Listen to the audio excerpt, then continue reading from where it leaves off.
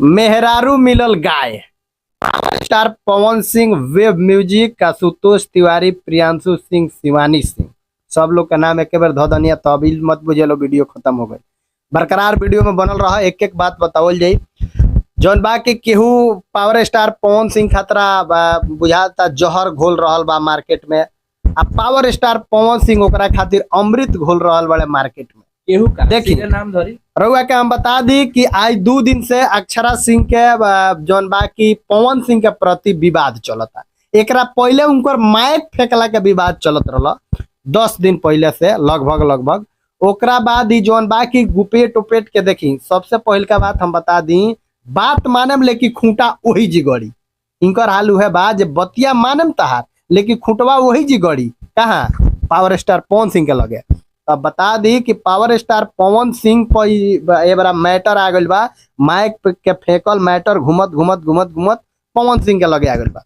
पवन सिंह के लगे ऐसे आ गइल बा कि बहुत वीडियो बनला के बाद से उनकर एक जना इंटरव्यू के लेले रहे, उसमें बहुत अपशब्द वो बोलले बड़ी पावर स्टार पवन सिंह के बारे में, लेकिन पवन सिंह ना बोली। लेकिन हमने के आज बात करम सब गाना पर ई बात करे के बा कि गाना आइल बा मेहरारू मिलल गाय। तो गाय के नहु से हइल ही नहीं के पवन भैया के ओकरा के गाय कहत रहे। उ गाय तो हइले नहीं के, उ तो जहर घोले वाली बिया। लेकिन मेहरारू मिलल गाय कहिया सुतोष भाई के मेहरारू गाय मिलल होई ओइ पर बोलला ओखस। बाकी रउआ का कहे में एगो गाना आइल बा, उ ट्रेंड कर रहल बा 12 नंबर।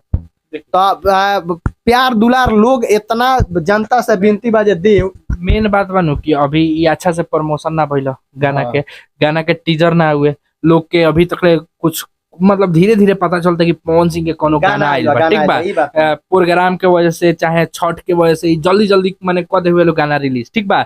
आ गाना आ गइल बा एबरा 4 घंटा 5 घंटा हो गइल बा, 4 लाख व्यूज गइल बा, आ ट्रेंडिंग में चलता। बहुत लोग ऐसा कहेला कि पवन सिंह के गाना ट्रेंडिंग में काहे ना जाला। तो सबसे मेन रीजन रहेला भैया कि छोटा छोटा चैनल से गावेलन, आ जब बड़का चैनल से गावेलन तो ट्रेंडिंग में जाला। देखिए सबसे पहले बताओ तनी कि पावर स्टार पवन सिंह हमेशा चाहेले कि मतलब छोटा छोटा कंपनी का बड़ा बनाई, माने भोजपुरी में ज्यादा लोग आई, ज्यादा पैसा लगी तो और अच्छा गाना बनी, ठीक बा। तो ऐसे पवन सिंह दूसरा कंपनी से गावलन तो वो अभी ट्रेंडिंग लेवल के चैनल नहीं खेल, लेकिन वे म्यूजिक बा तो ट्रेंडिंग लेवल के चैनल बा।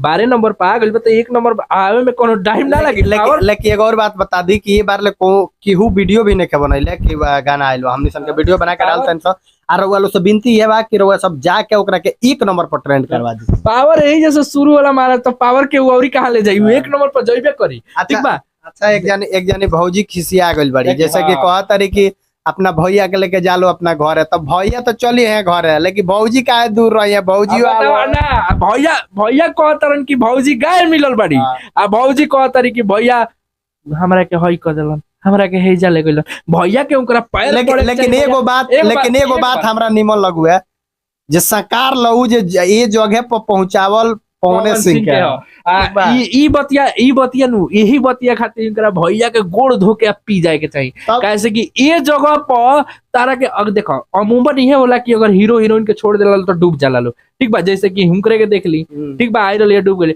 लेकिन तू ए लेवल पर पहुंच गलू। बहुत लोग ये कहेला नु कि ई बड़ा मेहनत कइले बड़ी। भैया रउरा मेहनत नहीं देखले, तू गधा है, तुम्हारा सोना क्या गया, तुम्हारा हम हई नहीं लेंगे, तेरे ऊपर थू, ये सब उनकर मेहनत है, सब मेहनत था। एक और बात हम बता दें कि अगर पवन सिंह के वजह से, पवन सिंह तो कहियो फोन ना कइले कोनो कंपनी के लगे तू गाना उनकर मत रिलीज करियो, काहे कि तारा गवले से पवन सिंह के कुछ टेर होखे वाला बाना। काहे कि तू के गावे लू, पवन सिंह जानत रहे, पूरा भोजपुरी जानता। लेकिन जहां तक अगर केहू के माध्यम से अगर तार गाना रिलीज ना भइल तो एगो काम तो तार भइल, जानता रुका, तार आपन चैनल खड़ा हो गइल, ठीक बा। तू ये सबके खातिर धन्यवाद देवे के चाहिए तारा उनका के, तू अपना पैर पर खड़ा हो गइलू। हम देखी अमूमन जौन गीतकार लो होला लो, इनकरा लो के पता रहेला कि हीरो के फीलिंग आखिर का बा, गायक के फीलिंग आखिर का बा। केगा रोशन सिंह विश्वास से के पूछ देवन कि का लेबू हो जब एदी रहे त पवन सिंह के माध्यम से। तो ओहिंगा आशुतोष तिवारी देखला वेन कि बड़ा न्यूज में आके बड़बड़ा तब ले लग गाय मिलल बिया, अच्छा गाय नहीं करे मरखावा बैलो ले खराब बिया, ठीक बा। वीडियो के खूब ज्यादा शेयर करी, जाके वेब म्यूजिक पर गाना सुनी।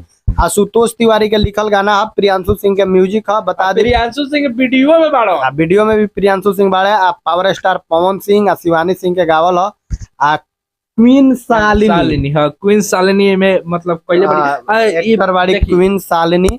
और वह सब जाके देखी। टाइप के गाना एगो और बात बता दिए, मैं साड़ी पहनले बड़े पावर स्टार पवन सिंह, मेहरारू बनैले बड़े एकदम देसी क्वीन शालिनी के। तो वह सब जाके देखी, खूब प्यार दुलार आशीर्वाद बरसाई। और वह सब सोचो तो कम जो माइकवा है अंगूठवा में केंगा सटल बता है दे लगैले बानी चपले बानी। बाकी खूब वीडियो के शेयर करी, लाइक करी, चैनल के सब्सक्राइब करी। मिलते हैं अगला वीडियो में, तब तक खातिर प्रणाम।